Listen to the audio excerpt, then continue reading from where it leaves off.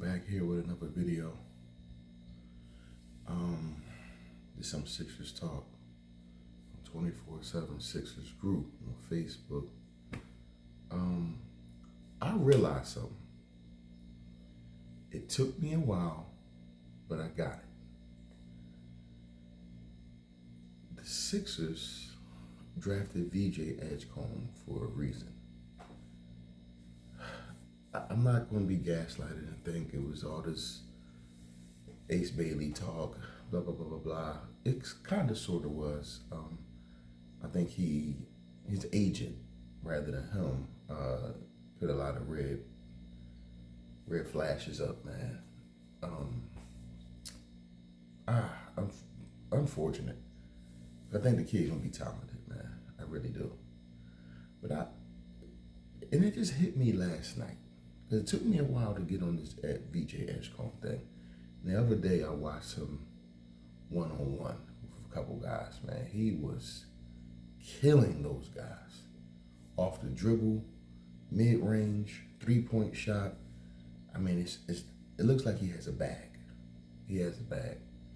And then going to the rack, it's just too easy. He could have did that the entire time, but he just showed off his other skills. So for me, this is what I'm noticing. It looked like Morey had a plan. And I'm gonna challenge y'all with this. How many NBA teams has more than one two-way player on the roster? I can only think maybe the Pacers, maybe Boston. I do consider Brown a two-way guy. Tatum's starting to play some defense. Maybe he's a two-way guy. Drew Holiday was a two-way guy. I'm starting to see a few teams with that, but they are very good teams. The teams that are, like I said, Boston. I think the Pacers have like two-way player guys. OKC, I do count SGA as a two-way guy. He plays good defense, in my opinion, and he's exceptional on offense.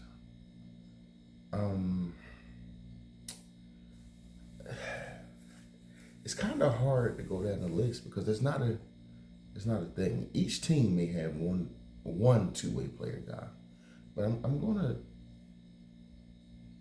tell you what I think Morey's plan is. I think Morey is more or less going to go two-way with a few guys, and they can play multiple positions. What's that term? Positionless basketball. It seems like we're headed there. At times, we're going to be a three-guard lineup. We're just going to run the floor. So I compare us to like the Knicks. The Knicks have Jalen Brunson, OG Anunoby, two-way guy. Bridges, two-way guy. That's two-way players right there. Oh, Hart. So in my opinion, it's about three. I don't know if Hart has the offense yet, quite, but he did work with his three-point shot. So now you have to respect the three-point game. So he's a 3-and-D guy, in my opinion, who rebounds very well for his size. Kind of reminds me of the less athletic version of what VJ could be as well. So for us, I'm going to break this down. I'm going to start with Quentin Grimes because I think he's the biggest key component to all this. He's the wheel that's going to get everything spinning. If you notice, Daryl Morey, through any interview, Daryl Morey is talking Quentin Grimes all the time. There's not a time he doesn't leave Quentin Grimes out. Quentin Grimes is his guy. He lets it be known he's a priority. 3 interviews, he let it be known he's a priority. He didn't talk nothing else over top of that. Quentin Grimes is a big piece of what the Sixers want to do. And him showcasing he could score. And I know a bunch of you guys were saying, oh, Quentin Grimes did it in a bad team. We sucked. I have to stop y'all. Quentin Grimes played for the New York Knicks. Tibbs has a few offensive players, and the rest he just used his defensive guys. Quentin Grimes used to be a spot shooter, 3-point guy who played defense. That's just what he was. Turn on the skit with Kevin Durant, mad at the Suns, allowing him to make 6 threes, saying he doesn't even dribble. That's so false. That couldn't be no wrong. As we can see, he has the opportunity now. He was given an opportunity with the Sixers. No problem dribbling, no problem slashing to the hole, no problem shooting a mid-range shot, no problem shooting a 3-point shot. He could score anywhere on the floor. He could put the ball on the floor, which I never knew that part of his game he had. I watched him take guys off the dribble. You can look back at Steph Curry at versus the Warriors. He shook Steph Curry, lost him, caught him with a hezzy, stepped back, hit the shot. The crowd went crazy. Teammates went crazy. Like, whoa, this guy is going to war with Steph Curry? And then we're saying, oh, he did it against a bad team. Whoa, I don't care how bad it is. He went toe-to-toe with Steph Curry. And Steph Curry was actually damn good that game. Quentin Grimes is better. He was just better that night. I'm not saying Quentin Grimes is better than Steph. That night he was. Quentin Grimes opens up the offense because Tyrese Maxey, as we've seen this year, if there's too much pressure on him, he takes terrible shots because he's our only offense. If there's no Paul George, there's no Embiid, unfortunately, Tyrese Maxey is our only offense. So now we have to ask ourselves, how do we generate points? By him chucking up bad shots? I disagree. Now that you have Grimes on the floor with him, he's capable of scoring 40. Maxey's capable of scoring 40. You have to respect these guys. As a defense, you have to respect them. They can shoot from anywhere on the floor. Maxey is darn good at going to the hole. He doesn't have to camp outside the 3-point line now, to give us shots. He can play off the ball. He can play on ball. And the same thing for Grimes. He can play off and on. Them two paired together is going to be tremendous for the Sixers. They're going to generate a lot of points. I want y'all to think of, and I'm not comparing the two, but just point-wise, I want you to think of Dame and CJ McCollum. The two guys are similar in size compared to those two guys. It's very similar. They can shoot just as good as them, score the ball just as good. I'm telling you, there's going to be some similarities to that. The difference was the Trailblazers, they didn't have other things on the roster. Who they had? Evan Turner at one point. They just didn't have those type of things to make it a full roster. We have Embiid still.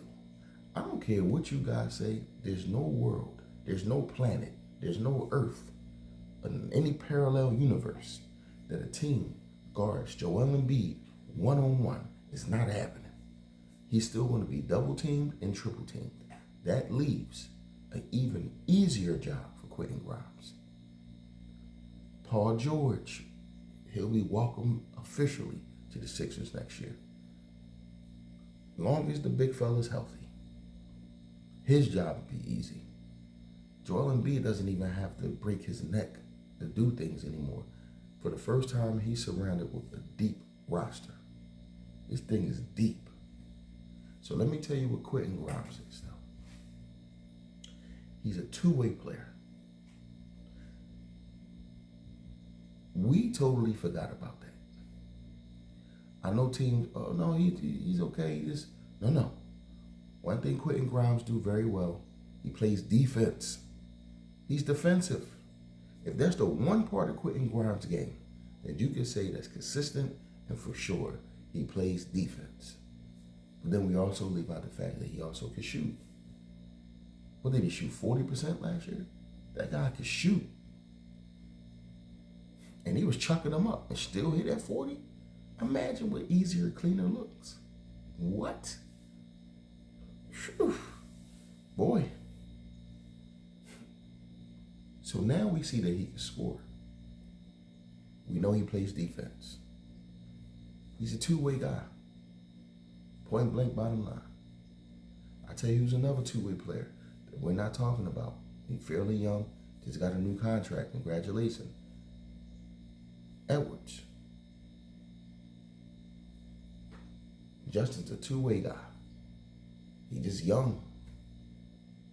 He can score the ball, lefty, knocks it down, and he plays defense. Fun fact, fellas, he guarded the team's best scorer last year almost every night. What a steal he was. What a steal. He was a steal. So that's two-way players. PG is still a two-way player. He can score the ball. He can play defense.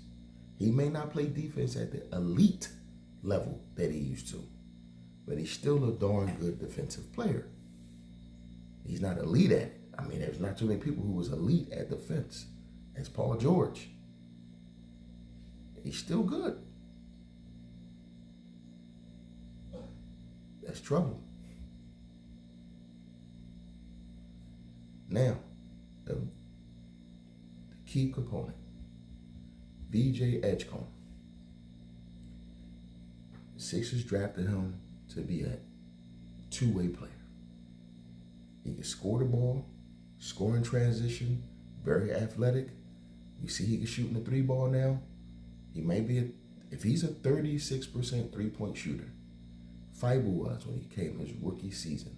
He became a 36%. Fiber was about 30% in college. He worked on his three-point shot over the summer. I think VJ's doing that. I just watched him. He's going to be a 36% three-point shooter. He's a two-way guy. He plays defense. So what did I name?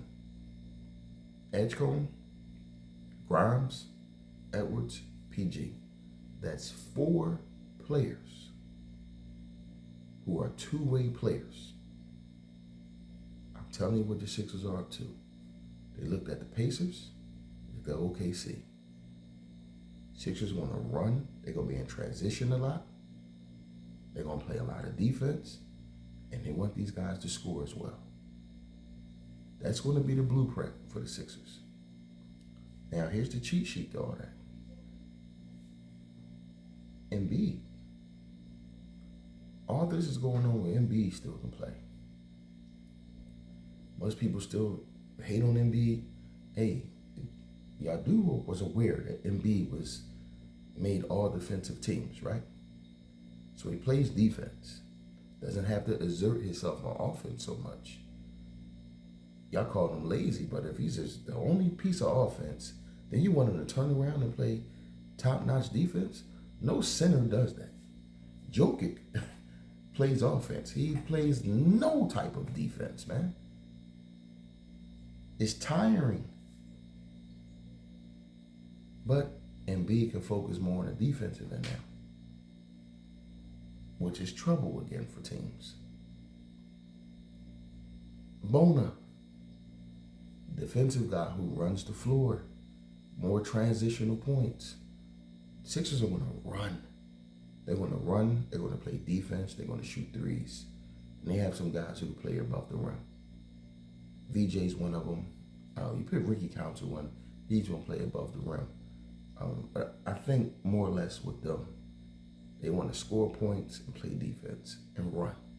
They're young too. They got young legs, man. This is going to be a fun team to watch, especially with VJ. He's going to dunk and do some exciting things. I wasn't on board, but I get now what Maury plan is. I'm a little concerned about power forward, but it seems like VJ may be playing small forward, and I think Paul may bump to the power forward. I still may not like it that much because we want a bigger body. If Yabusele resigns, which I doubt it. I just can't see it. I mean, if a team's interested, they're going to pay him. Our priority, you never heard him say, priority is Yabusele. Priority is Grimes. Grimes is going to be what the offense is going to be surrounded upon. So it's not going to be Ya. Unfortunately, we have to get lucky, get a veteran in here. On the minimum, I'm going to research to see who it is. But I think the Sixers want to play positionless basketball with guys like Paul George at power forward, things of that nature. I think that's what it's going to be. My only concern is power forward, though. Everything else, I mean, we're loaded at. Look at the depth at center. Embiid, Drummond, Boner. Small forward, you could say Paul George, VJ EDGECOMBE, Edwards. Two guard, you can go McCain, you can go Grimes, vice versa. Grimes, McCain. Point guard, Maxey. Don't forget, Eric Gordon still is here. He's another body. I don't like what we did to Butler, though. We didn't bring Butler back. I like Butler. But it's Maxey and Doughton. I mean, we're deep. We have a lot of depth. We're not deep at power forward. I don't know what we're going to do. It just don't seem like the Sixers are interested in traditional power forward. Again, unless Yabusele isn't sought after by NBA teams, then we may get lucky. Then we'll get lucky with that. I just don't know. I like him. I think he can rebound, shoot the ball. He helps us a lot. I would love him back on the roster. It would truly help this roster. That'd be another key piece. I don't think it's going to work. I think they'll try to re-sign him. I think we'll just get beat out. And for people that are saying we're going to get beat out with Grimes, let me explain what birds' rights and all that nonsense is. So we have the right to match any offer of any team. If a team wants to pay him a poop load of money, a diarrhea contract, we have the right to match it. And we can match it without going over the salary cap because of the bird rights situation. So we have the right to match anything without going over the cap. Now, he's a restricted free agent. Ya is unrestricted free agent. So what that does is, unfortunately, we can't go over the cap to re-sign him. I mean, it won't look too well if someone gives him a big contract.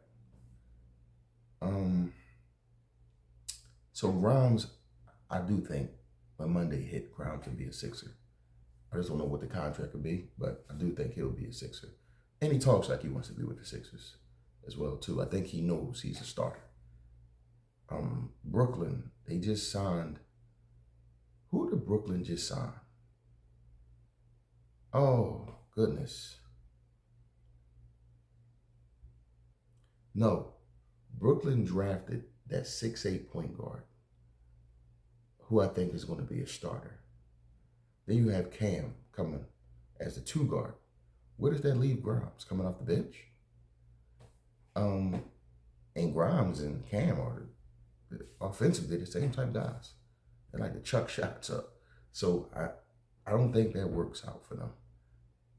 And if it does, he has to know he's coming off the bench. And I don't think he wants to come off the bench. Not when he has the opportunity to start for the Sixers. I think it's going to be Maxey and Grimes as the starters. Um, we don't know what McCain injury is, if he can be 80%, 85, 90. You know, that first year of injury is always a little tricky early on. I think he'll be fine, but Grimes is healthy coming in. And like I said, it's another depth piece, you know, as a starter. At any given time, that guy can just score. You know, then, you know, on the other end of the floor, he's going to give you all he got on defense as well, too. I don't know the last time we had defensive two guard here who could. Oubre's not defensive to me. Oubre's a clown. He's not very smart. So many games we lost because of Oubre, NBA basketball IQ. Great size for the position. Chucks a lot of shots, hits them sometimes. But defense, no. I just, Grimes is a way better defensive guy. And it's not even close. Loves Oubre energy that he brings all day, but that's about it. I think he's gone. It would be shocking to me if Oubre's here. Then that changes a lot. Then I would bump Oubre to small forward and PG to power forward, or vice versa. I don't know. Again, we would be small at the position. But it's a possibility. If I look at a lineup, I like Maxey, Grimes, VJ, Paul, and B. I like that. Everybody plays defense except for Maxey. But it's okay. You can hire Maxey on defense. It's not like he doesn't give effort. So I like that kind of. So I think we'll be set. It reminds me of a roster of that OKC and that Pacers. Except we have the luxury of still having Embiid. I mean, just comparable. It's just go to a top team in the East. Let's go New York. Brunson. Tyrese Maxey cancels him out. It's even to me. Two guard. What's his face? Hart. Or do they put Bridges at two guard? Either way, let's just go Bridges. We use the young guy, VJ. VJ's going to be a little more athletic, a little faster. Bridges hits the three, plays defense. He's a two-way guy. VJ's trying to get there. So I give the edge to Bridges right now, but I believe VJ will get there. OG, Paul George. I mean, younger guy OG, but Paul George is no slouch. Hart, he's another defensive guy. I mean, you use Grimes. You could say Grimes is a guy that could match that, man. And I give it to Grimes because he can score more. Townsend and Embiid. Embiid's coming off injury, but at any given time, it always used to be Embiid beating Townsend. So, Cat rather. We match well. Now then you shoot to the bench, and then you got McCain. Teams don't have that luxury. McCain coming in off the bench, you can score 16 points off the bench. Teams don't have that luxury. That's not a thing that they have. We go to the bench, go get Drummond, a guy who can grab a ton of rebounds, block some shots. Go to the bench, go get Bona, a guy who can grab block a ton of shots and run the floor, play above the rim. And teams don't have this luxury, man. We do. Listen, I haven't even said Edwards. I can compare Edwards to Bridges. I can. We can do that battle. I feel comfortable with Edwards. He's another two-way guy. He just has more opportunity, Bridges. But let's not sleep on that guy. I mean, he sticks the best player day in and day out, game to game. You might even compare him against a comparable. No, I won't do that. No, no, no. So I'm going a little too crazy. But I mean, just matching roster to roster, we match them. We really match them. So I understand the moral of this whole story is what VJ meant. I understand what VJ meant now. Running the floor, playing defense, energy, athletic, playing above the rim, being able to hit the 3-point shot. I see now. I get a little bit of it. But again, we're just handcuffed at that power forward position. We need a wing. Bad. So interesting to see what they do when it comes to that. If they, again, go into the veterans minimum and see if they can get someone. I'm curious to see who they get. I mean, it's the Sixers, man. With Paul George and Embiid, a veteran will come here. I'm just curious to see who it is that will come and how much they will help the team, if they will help any at all. But thank y'all, man. I'm TJ. I know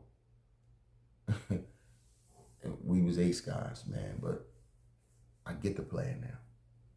I do. I get it. I get the plan. But good talking with you guys. Like, comment, subscribe, do all that good stuff.